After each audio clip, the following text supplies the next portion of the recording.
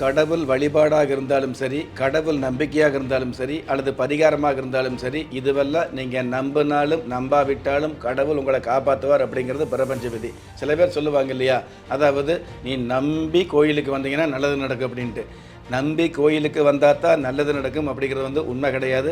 நீங்கள் நம்பாமல் கோயிலுக்கு போனால் கூட கோயிலுக்கு வந்த ஒரே காரணத்துக்காக உங்கள் குடும்பம் நல்லா இருக்கும் அப்படிங்கிறதா உண்மை.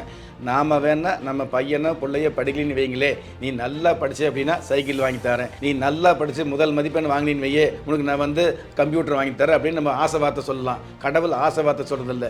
நீ நம்பினாலும் நம்பாவிட்டாலும் கடவுள் இருக்கிறாருன்னு சொன்னதுக்காக உங்களுக்கு அதிர்ஷ்டத்தை கொடுக்கறது, கடவுள் இல்லைன்னு சொல்கிறதுக்காக உங்களை கஷ்டப்படுத்துறது கடவுளுடைய வேலை இல்லை அப்படிங்கிறது தான். அதனால் நீங்கள் நம்பினாலும் நம்பாவிட்டாலும் கடவுள் உங்களுக்கு கொடுக்க வேண்டிய மிகப்பெரிய அம்சங்களை காலங்காலமாக காலகட்டத்தில் கொடுப்பார் அப்படிங்கிறது தான் உண்மை.